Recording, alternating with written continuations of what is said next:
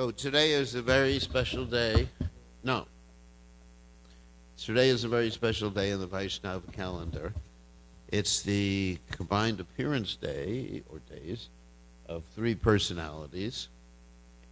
Janava Mata, the wife of Lord Nityananda, is also the appearance day of Madhu Pandit, and also the appearance day of Sita Devi, the wife of Lord Ramchandra. So primarily we'll be speaking about Sita Devi today because we have a lot of stories about her. So,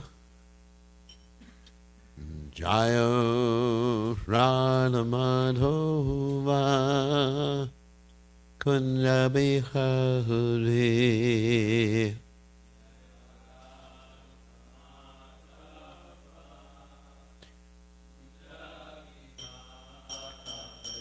Jayo Radha Madhova Kunja Bihari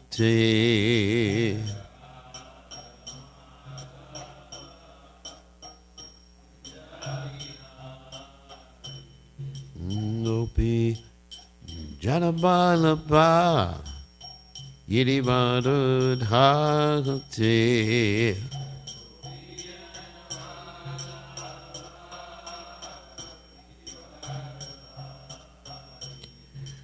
Gopi Janabalabha Yidivadudhati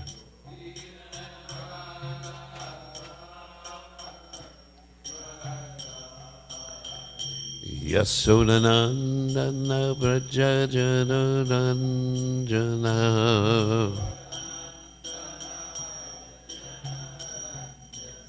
Yasodanandana Vrajajanaranjana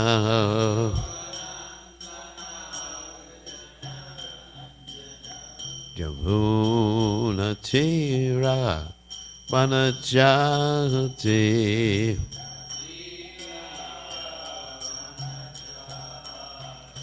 Yamuna Tira Vanachati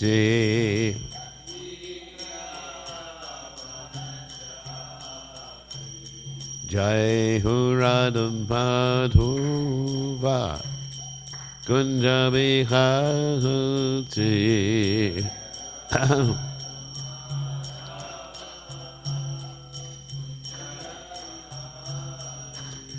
Jayurana Madhuva Kunja Vihati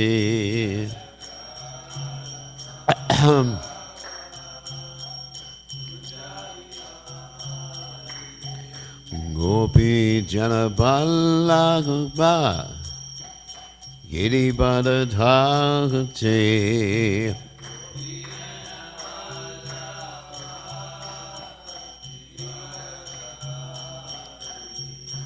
Gopi Janaballabha Giribadadhati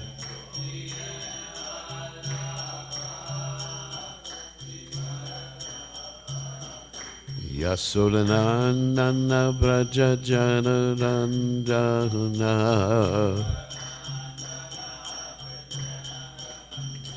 Yasodanandana Vrajajanaranjana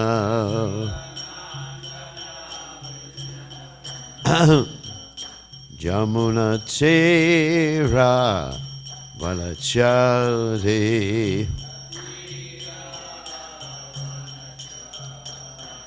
Yamuna Tira Malachadi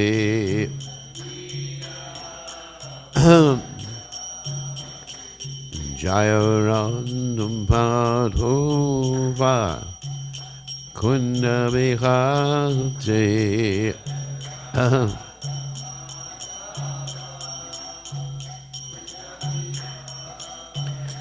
Jayurada Madhuva Kunja Bihati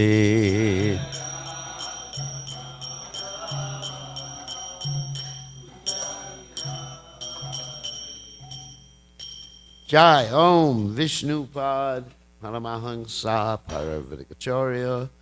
Also Teta Satashi Shimad, His Divine Grace Abhaya Chalanana Bhaktivedanta Goswami Srila Prabhupada Ki Jai.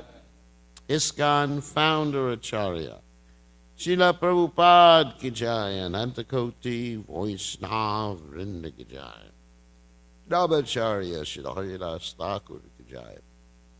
Prem Se Kaho Shri Krishna Chaitanya Prabhu Nityananda Shitwade Gadadha Shivasandi Gaur Bhakta Vrinda Ki Jai. Shri Shri Radhakrishna Gopi Gopadas Mukunda Radhakunda Giri Govardhan Ki Jai. Vrindavanam Ki Jai. Mathuradam Ki Jai. Jagadatasami Ki Jai. Yamunamai Ki Jai. Shrimati Tulasi Devi Ki Jai. Samaveda Bhakta Vrinda Ki Jai. Gaur Premananda Hari Hari Bol. All glories the assembled devotees. All glories the assembled devotees. All glories the assembled devotees. All glories to Shri Guru and Gauranga Srila Prabhupada Ki Jai. Namah Vishnupadaya Krishna Prasthaya Budle. Shrimati Bhaktivedanta Swami Nani Namaste Saraswati Devi Gaurvani Pacharni.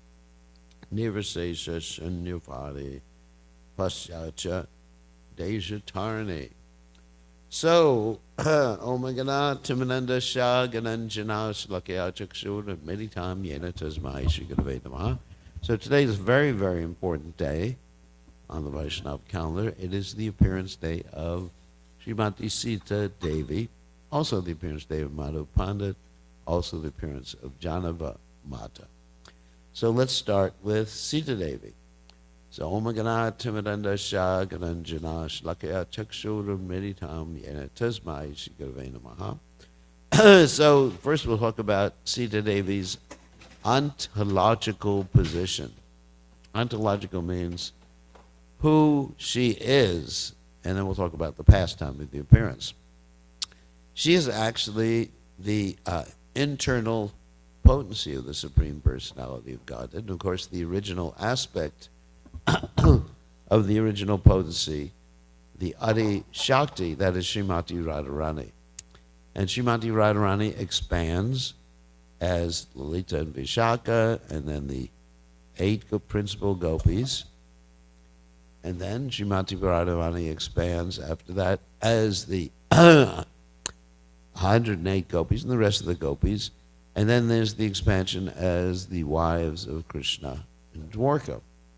And then after the wives of Krishna and Dwarka, oh, welcome back. After the wives of Krishna and Dwarka, then you have the Lakshmis, who are consorts of all the different expansions of Lord Vishnu. And so then after Lakshmi expands, then through in this material world, the expansion is called Durga.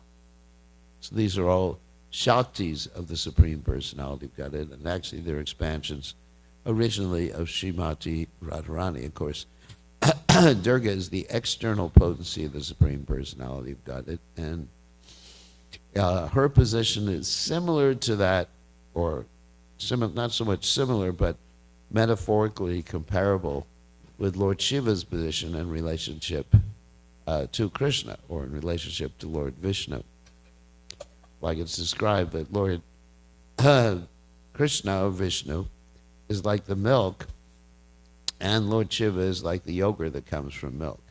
So you can take milk and you can make yogurt, but you can't take yogurt and make milk from yogurt. So Lord Shiva has less qualities than Vishnu. Lord Shiva deals with the material energy. He touches the material energy, comes in touch with Durga. Whereas Krishna, Lord Vishnu, never touches the material energy. Even it's described insofar as the super soul is concerned. Krishna's presence in everyone's heart is like the reflection of the sun or the moon on different bodies of water. Not that the super soul is actually in the material energy. He's not in the material energy. His presence is manifested here in the material energy in the same way that the presence of and the sun or the moon is reflected on a body of water. I was listening to a class of Srila Prabhupada this morning. Prabhupada was giving a very interesting example of how Krishna's energy is expanded everywhere. In one sense, Krishna is expanded everywhere. He was giving this class at New Vrindavan, and in New Vrindavan they were using a excuse me, a wood. No, I'm all right. A wood stove to heat. And Prabhupada was saying the wood stove is in this room, but if you go upstairs, the heat from the wood stove is still there. But the wood stove is not upstairs. Obviously, the wood stove is just downstairs. So, anyway, so that's Krishna's position in relationship with all of his energies, and also Krishna never touches the material energy, and Radharani and Sita that never touched the material energy. In fact, in the pastimes of the Ramayana, had even someone like Ravana or anyone material come in contact or try to come in contact with the actual Sita Devi, they would have been immolated or died or ceased to exist. Not the soul, of course, but the body would have ceased to exist like this. So, anyway. So that's Sita Devi's ontological position. And so, because she has that ontological position, expansion of Srimati Radharani, we need her mercy. Just like when we chant the Hare Krishna Maha Mantra, we chant Radharani's name first in the vocative. We go, Hare Krishna, Krishna Krishna, Hare Hare, Hare Rama, Rama Rama, Hare Hare. That means we're crying out for Radharani. We need Radharani's mercy to be able to approach Krishna. So in the same way, we need Sita's mercy, in other words, in order to understand Ram. And of course, the primary source for our information about Sita is from the Valmiki Ramayana. And in the Valmiki Ramayana, Valmiki, the original author of the Ramayana, explains the Ramayana is actually the story of Sita. There's an interesting verse here I'm going to read. Sita ayat charitam mahat. That means the Ramayana is known as the noble story of Sita Devi. Okay, so then as far as, actually some more prayers to Sita Devi here. There's a poet saint, Tyagaraja, in a Sri Janakatyayanai, that means the prayers to the daughter of Janaka. O daughter of Janaka, O blessed soul, the blessed soul of refugees, O consort of Sri Raghu Ram, bedecked with shining gem ornaments, pray, protect me always. You are the wind that destroys the clouds of demons like the hundreds-headed Ravana. You are the indweller in the hearts of the devotees. Your feet shine with the luster of gems set in the crown of Indra. So, then now we'll talk about the story of Sita Devi, who appeared today. Appeared means she was discovered by Janaka Maharaj today. So, here's a little history of Janaka Maharaj. Janaka Maharaj comes from a family of Janakas. Just like you have in England, sometimes there's King Edward I, King Edward II, King Edward III, etc. Queen Elizabeth I, II, whatever. So in the same way, the kings in the province of Matila actually were called Janaka. And the reason they were called Janaka is quite interesting, is that the original king, before the kings were called Janaka, was named Nimi. Part of the story is there in the Bhagavatam. Actually, most of the story is there in the Bhagavatam. So Nimi, being the king of, and it wasn't called Matila at that time, it was called something else. But anyway, the province. So Nimi was a disciple of Vashishta Muni, this great sage. And Vashishta Muni was getting ready to go to a sacrifice for the demigods. And Nimi, King Nimi, he wanted Vashishta Muni to help him with a Harinam sacrifice, proper Vaishnava sacrifice. And of course, I'm sure that Vashishta was going for a proper sacrifice in the heavenly planets, and but still, it's described that he was going there because he was interested in the bigger remunerations that he would get. In other words, donations he would get. So anyway, so his disciple, Nimi, said, Guru Maharaj, let's do a sacrifice. And Vashishta Muni said, just wait. I have to go to the heavenly planets. I have an appointment in the heavenly planets. Now, we know when someone goes to the heavenly planets, the time is different in the heavenly planets. One moment, depending on which planet you're at, could be several years or a long period of time on the Earth planet. So he goes to the heavenly planets, and King Nimi is thinking, basically, as described in the Bhagavatam, Durlabha Manasa Janra Tadapruv Marthanam. This human life is very rare, so we have to utilize whatever opportunity we have in order to be Krishna conscious. So he decides, let me do the sacrifice without Guru Maharaj. In other words, he hires some more, gets some other brahmanas to do the sacrifice. It's a Vaishnava sacrifice. So they do the sacrifice, and everything's going well. They're towards the end of the sacrifice. And Vashishta comes back from the heavenly planets. And when he comes back from the heavenly planets, he sees that his guru, his disciple, has actually done the sacrifice without his permission. And so he gets very angry with his disciple and says, because you've done this Vaishnava sacrifice without my permission, I curse you to die. And the word used is near deha, to be without a body. Now you can imagine if, let's say if someone here started to chant Hare Krishna without my permission, and I cursed them to die, it would be so good. So he cursed them to die, and so King Nimi died, and the other brahmanas who were performing the sacrifice thought, let's preserve the body. So they put the body in oil. That was the standard method at that particular point, in the vat of oil. And so as King Nimi was dying, he cursed his guru also. You should die, Guru Maharaj. You become near Deha.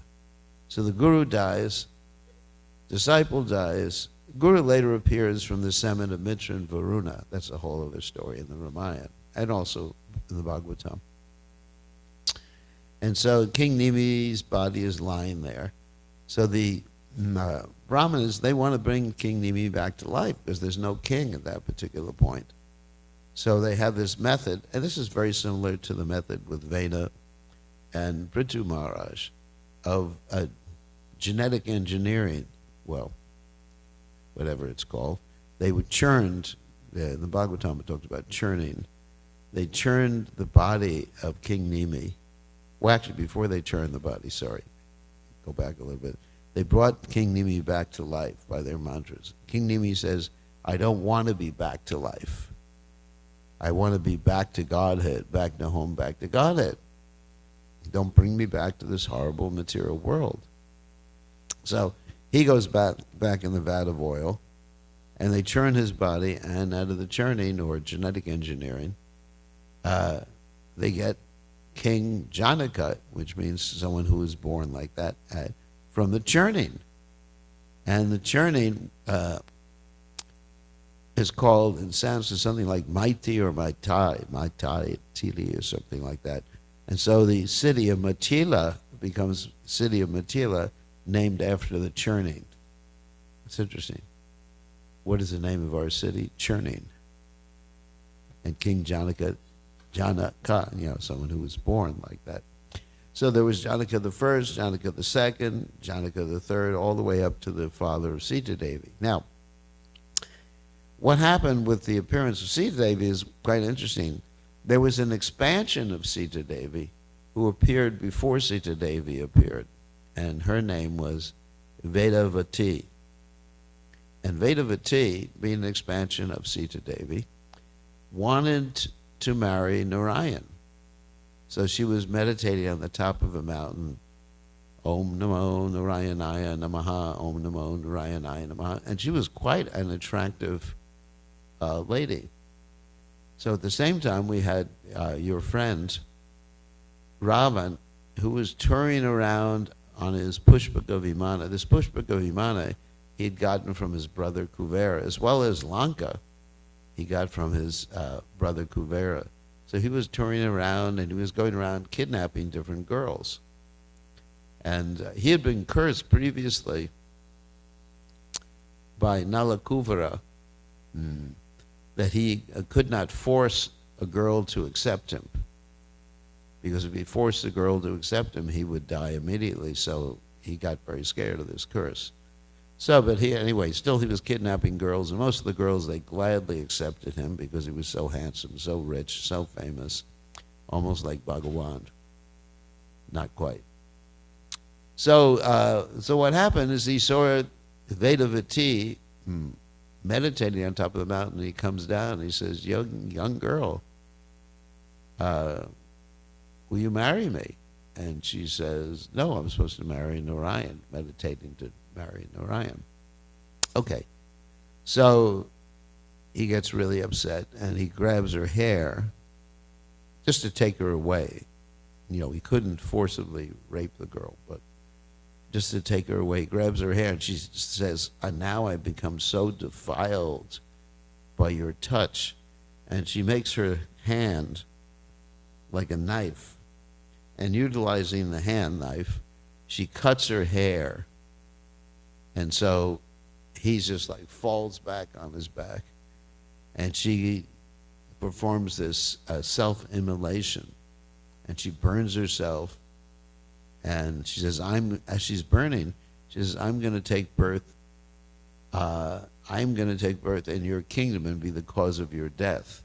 This is an interesting story. So later on, Ravan, is that Valmiki Ramayana? Ravan is actually by his, by his kingdom, and he discovers that floating in the lotus flower, there's a little girl. And he understands that this is probably the person who's going to kill him, so he has her thrown back into the ocean. So she's taken by Varuna. Varuna, of course, is the ocean god of the waters, and given to Bhumi, the god of the earth. You understand? And the goddess, not god of the earth, and Bhumi takes her and puts her in a little jeweled box, the little girl in a little jeweled box, and puts her right under the earth in Janaka Maharaj's kingdom, the Janaka who's going to be the father of Sita Devi. So Janaka Maharaj is very, very worried about what's happening in his kingdom. The reason he's very worried is because there's a drought. Everybody is starving because we're dependent. Everybody's dependent on proper rainfall. And rainfall is dependent upon sacrifice. So something has happened to cause a lack of rain in the kingdom, and people are starving to death. And he's thinking, the only way that I can do to change the situation is by doing a sacrifice. So to inaugurate that sacrifice, there's a process of the king personally plowing the land. And he uses a plow with a sort of like a golden tip to it. And this plow is not like, he's not driving a tractor, he's driving bullocks. So he goes and starts plowing the land, and all of a sudden, he hits something, and the plow doesn't go further. It doesn't go any further. It doesn't go any further. And he just thinks, what's happening? So he calls his men, and they dig up in the earth and find out what the problem is, whether it's a big rock or whatever it is that's impeding the plowing. And they discover a box, a jeweled box, and the king opens up the box, and he sees this beautiful little girl in the box.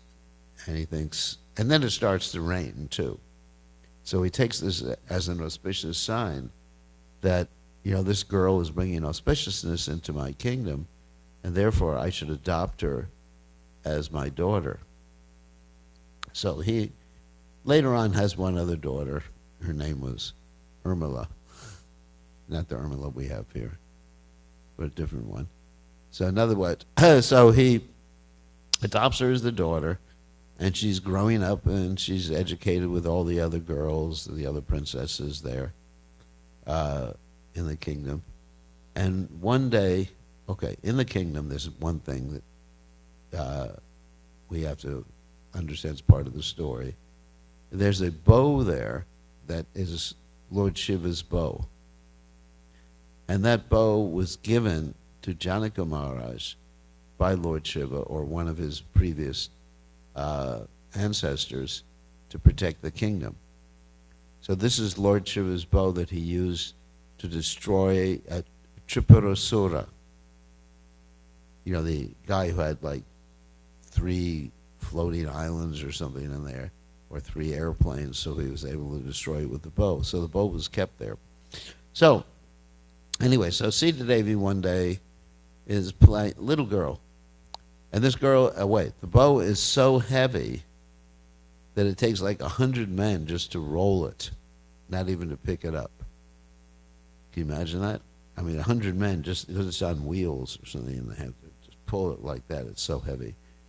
And so one day, Sita Devi is playing with with some balls or something like that. And the ball gets stuck, I think, under the bow, behind the bow, or something like that. And so she goes, and just with her dainty little fingers, little girl, picks up the bow. And so some of the soldiers were watching. And then they go to Janaka and they said, "Guess what your daughter just did?" And he said, "What?" And they said, "She picked up the bow that took 100 people to roll." And he goes, "It's unbelievable." He goes there, and some stories say that he saw her, other stories he just heard about it. But anyway, she had picked up the bow. So then he understood that this would indicate that whoever she married should be able to pick up this bow and string the bow. So then later on, as she grew up, there was the announcement for a Swayamvara. It's interesting, the movie is not exactly accurate, those of you who've seen the Ramayan movie. It shows everybody there at the same time, including Ravan and everybody trying to compete for Sita Devi. But in the Valmiki Ramayana, it describes they came at different times to try to pick up the bow and string the bow. But nobody was able to string the bow, and nobody was able to, pick it up even. You know, the Valmiki Ramayana, it doesn't really describe Ravana coming, trying to pick up the bow. In the movies, it shows Ravana coming, but anyway, so whatever.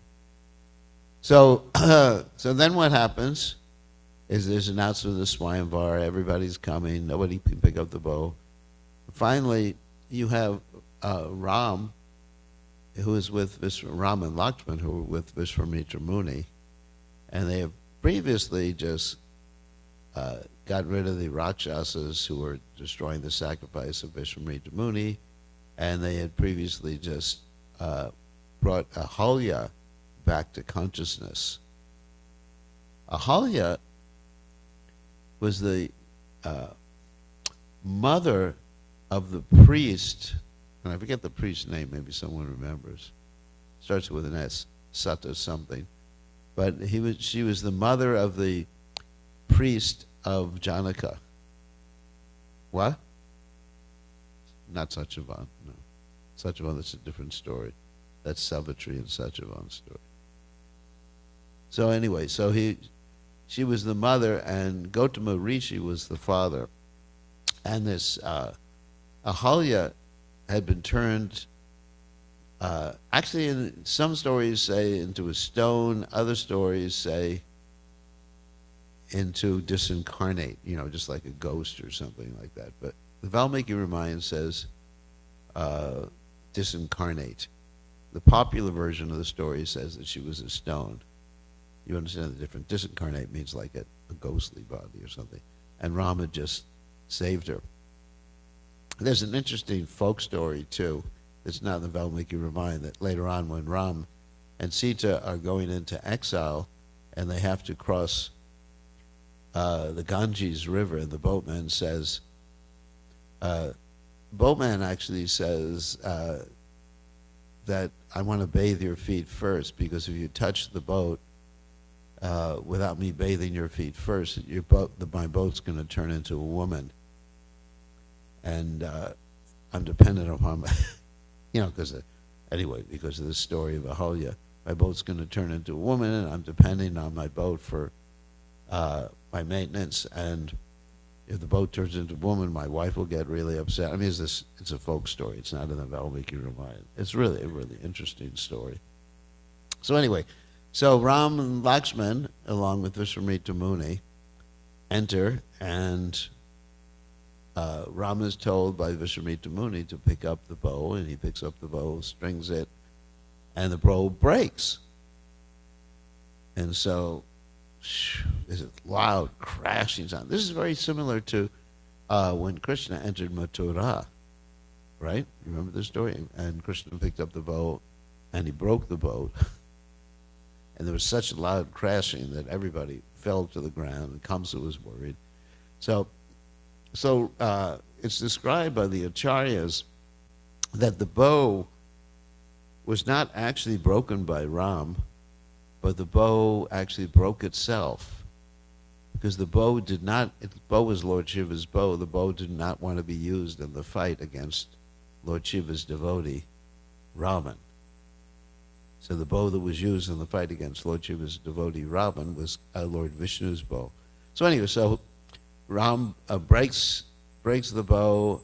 Sita Devi becomes very happy, and Janaka becomes very happy, but there's someone who comes along who's not very happy, and that's Parashuram.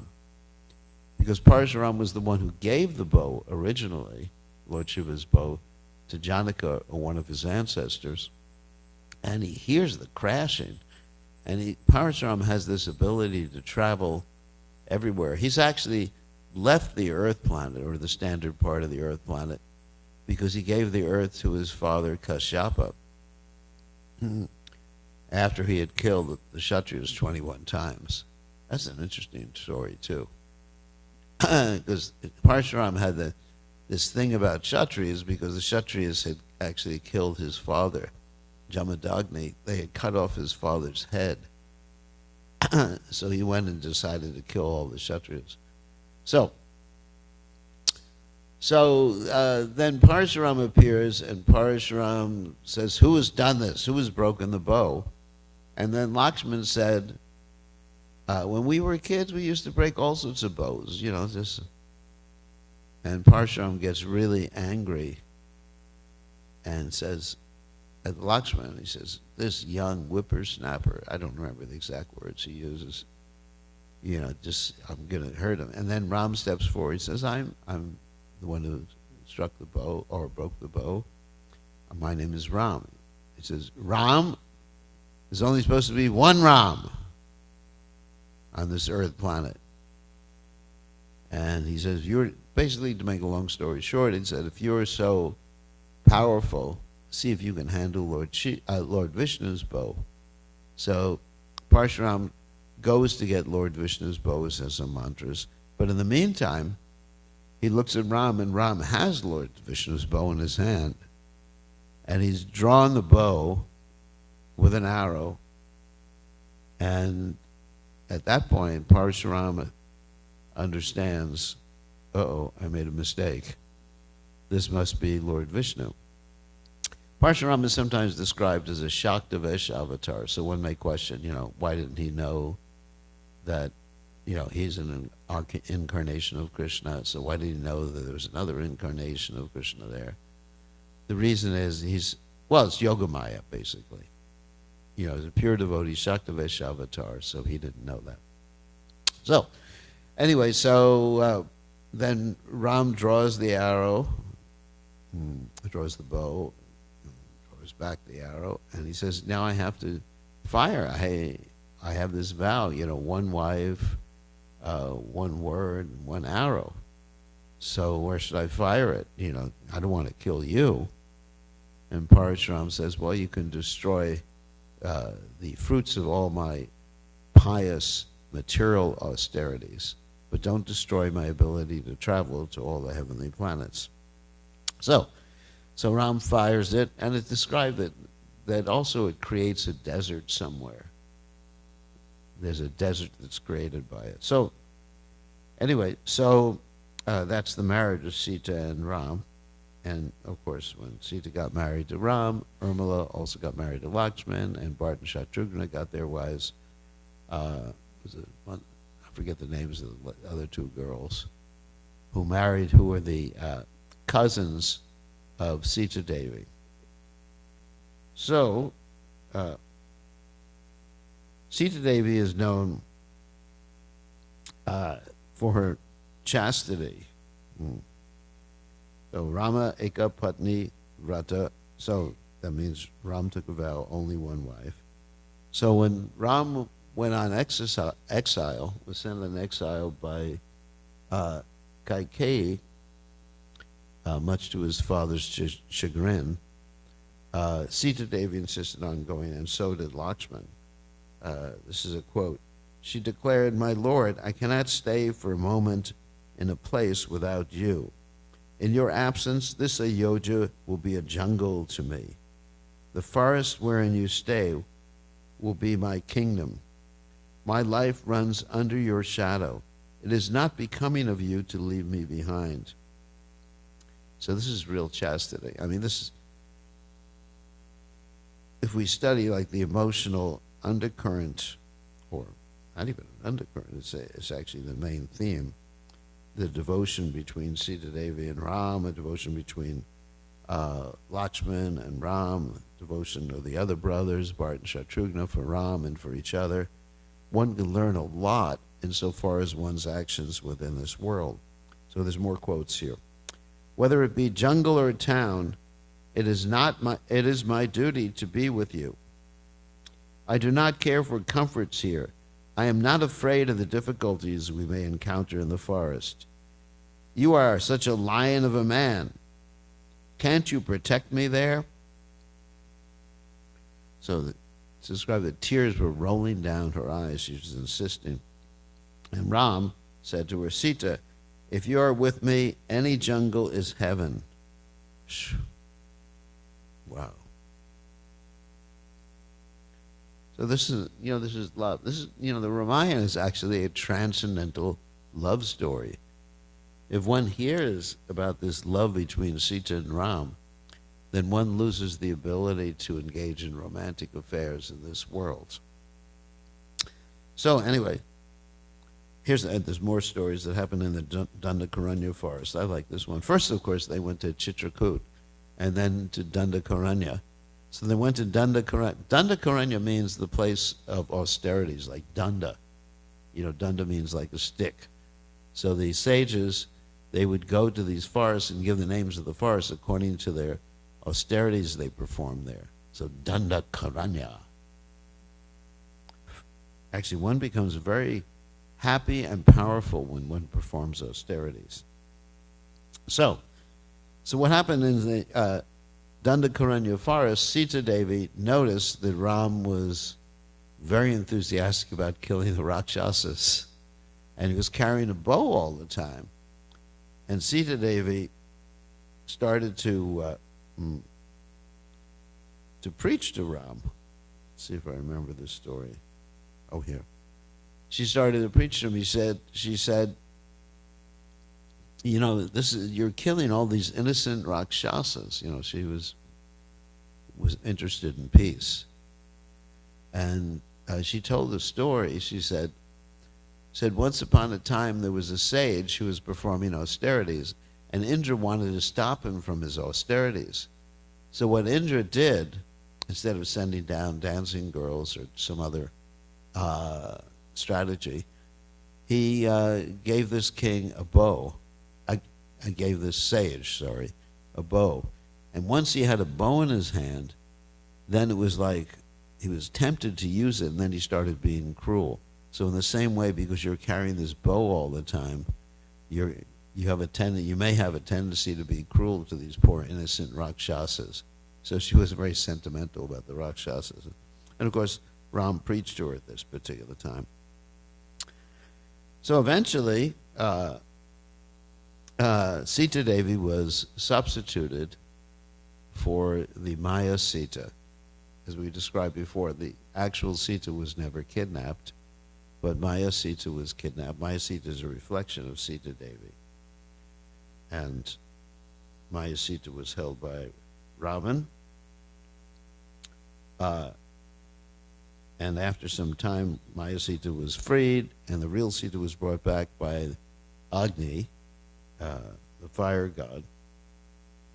And then when the real Sita was brought back, Ram told the real Sita, this is very heavy, this is a quote from the Ramayana, "Good woman, you are now freed. As a matter of my duty, I came to rescue you.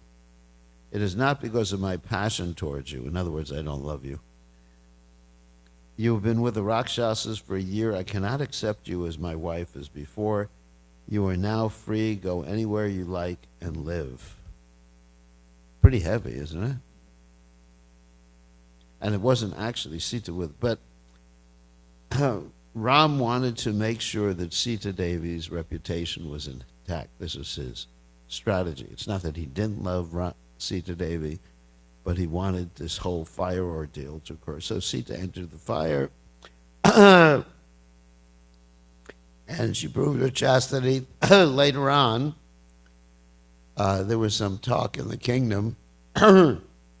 Particularly, there was a washerman, and this washerman actually criticized Ram for taking Sita Devi back.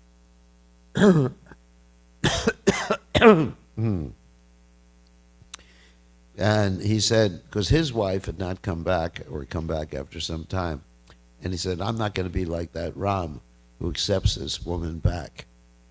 And so when Ram heard people in the kingdom, not only the washerman talking like that, he understood that his reputation as the king and her reputation was very important in order for him to perform his duties. So he made this arrangement to have Sita Devi sent away to be in Valmiki Muni's ashram. And she lived in Valmiki Muni's ashram even though she was pregnant, and she gave birth to Lava and Kush, her two sons. And later on, after many, many years, it was decided maybe she could come back. And Valmiki Muni vouched for her chastity. And Ram said, "I really want to hear it from her mouth. I want her to vouch, to promise that she never thought of anyone other than me. Then I will accept her back." By this time, she said, "This is too much of an insult." And she begged for the earth goddess to take her away. There's a quote here from the Ramayana. "If Ram has always been foremost in my heart, then may my mother earth, Bhumi, herself deliver me. If I have only been true to him, wholly, mind, body, and soul, then may my mother earth deliver me. If I have loved none other than him,"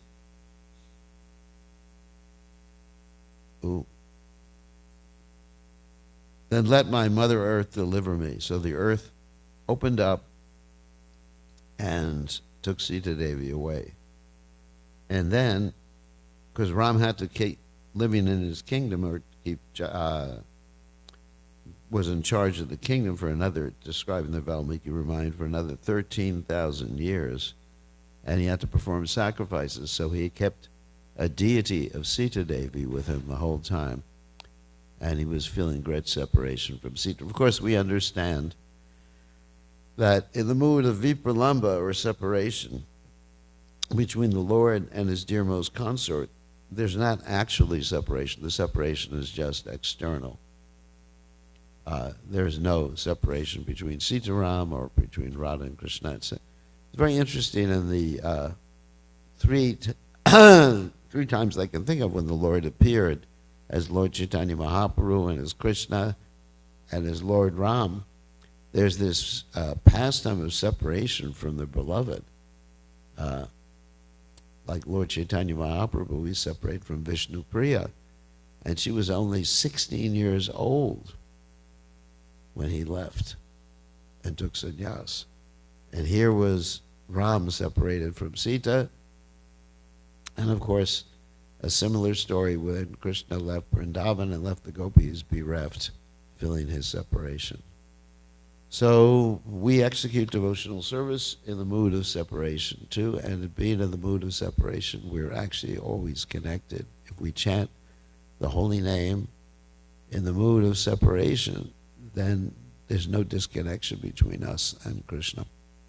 So, it's time.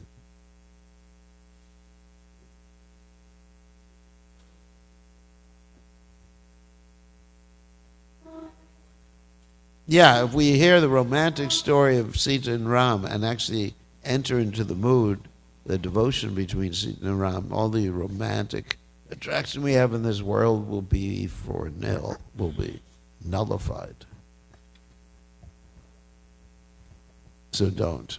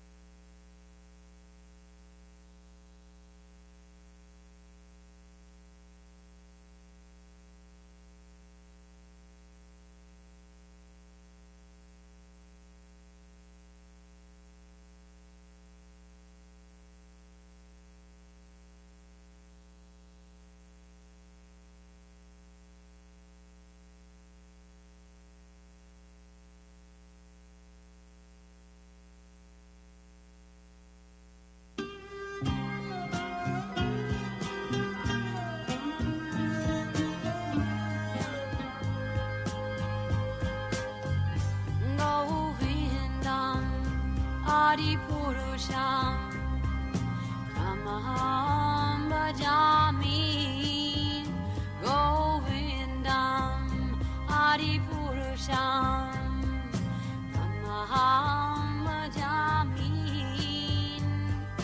Govindam Adipurusham Tamaham Bhajami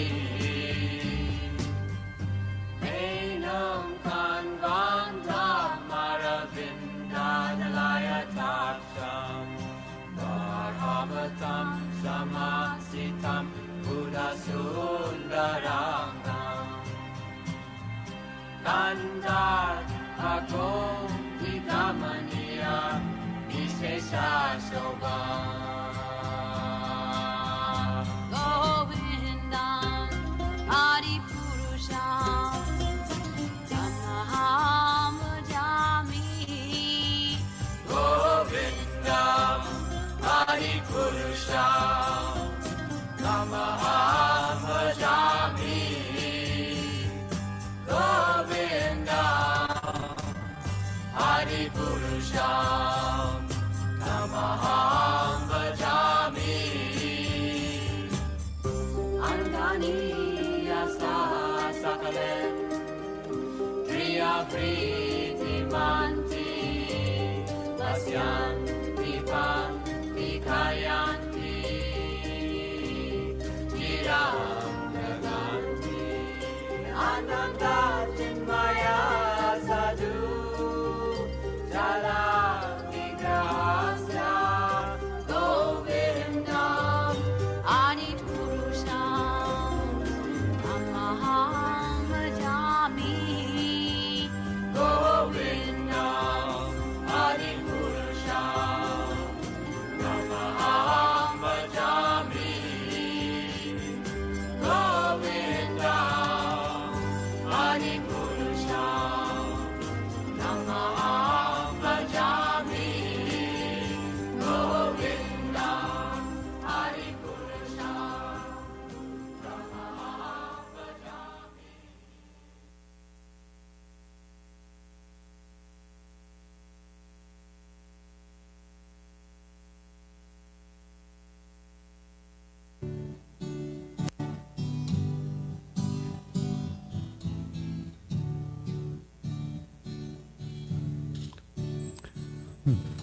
Namah Vishnu Padaya Krishna Prasthaya Bhutale Shrimate Bhaktivedanta Samaniti Gamanai.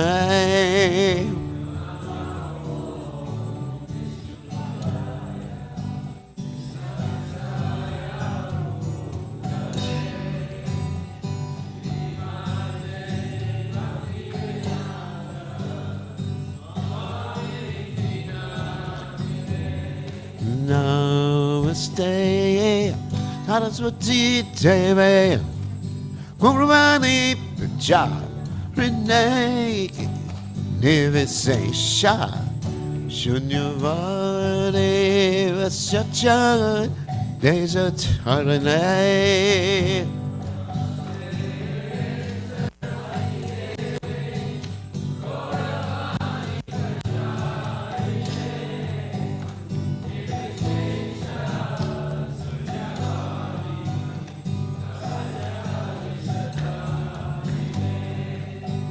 Jaya Shri Krishna Chaitanya Prabhu Nityananda Sri Advaita Gadadhara Siva Sati Nirmata Vrindara Shri Krishna Chaitanya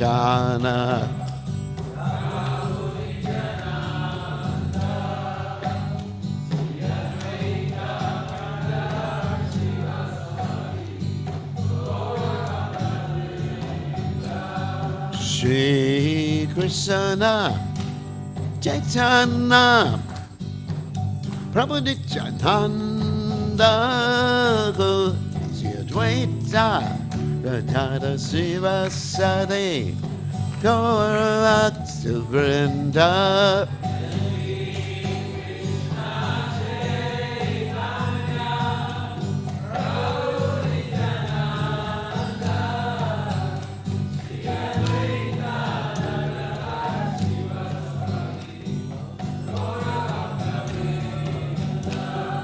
Shri Krishna Chaitanya Prabhu Nityananda Sri Advaita Gadadhara Siva Sati Gaurabhakta Vrinda.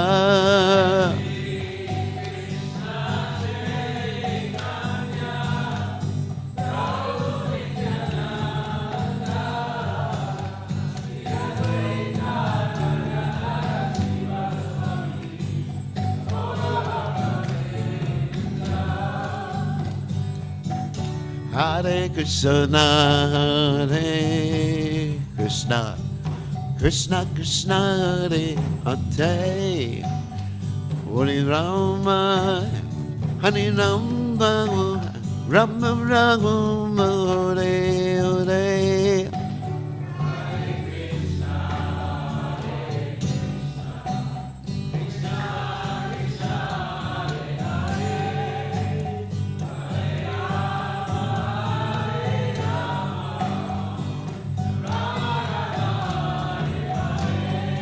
Hare Krishna, Hare Krishna, Krishna Krishna, Hare Hare, Hare Rama, Hare Rama, Rama Rama, Hare Hare.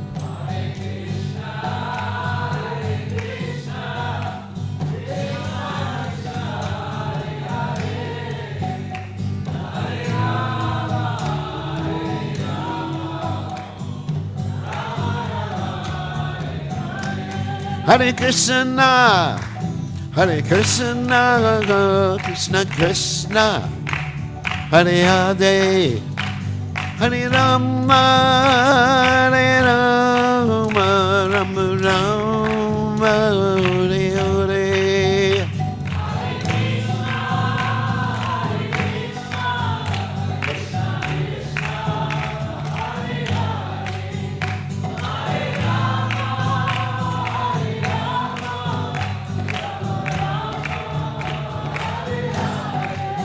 Hare Krishna, Hare Krishna, Krishna Krishna, Hare Hare, Hare Rama, Hare Rama, Rama Rama, Hare Hare.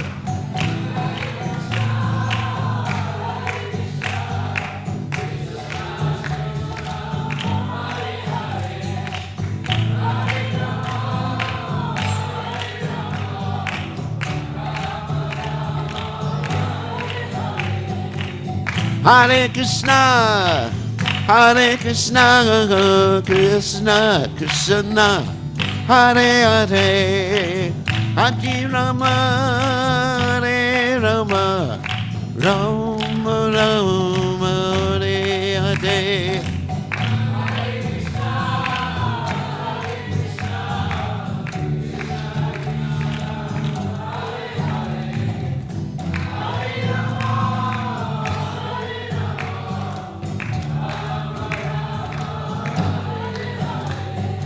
Hare Krishna, Krishna Krishna, Hare Hare, Hare Ram, Ram Ram, Hare Hare.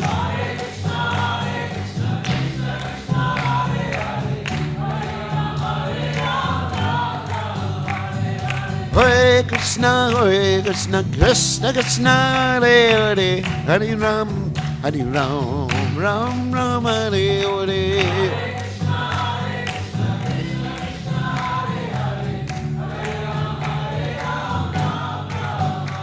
Nayrad, Hagalokananarad, Hagalokananatragate.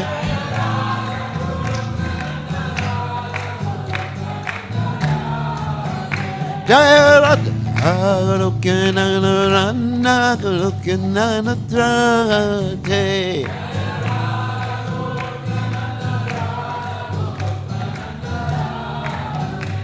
Nayrad, Jai Radhe, Jai Radhe, Jai Radhe.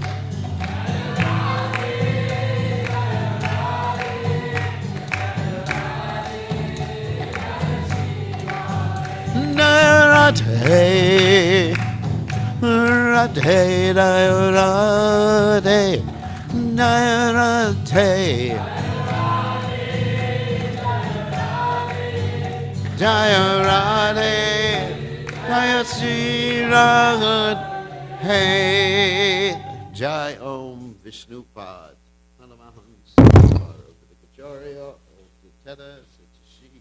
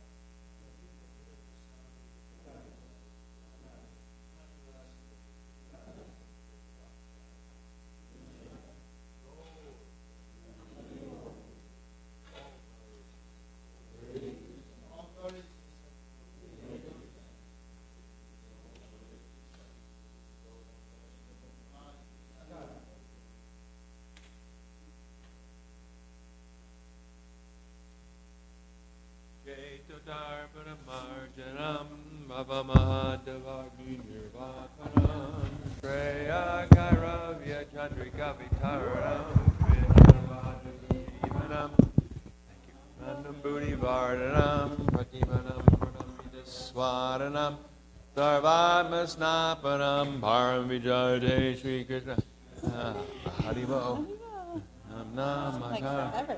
Yeah, well, it's only 11 days. Yeah. Yeah, it seemed, Missed you. yeah, we missed being here. Bhagavan mamapi Nurdaiva midrishami hajjani nanuraga Trinadapi sunichena Tarorapi suhishuna Amanina manadena Kirtaniya sada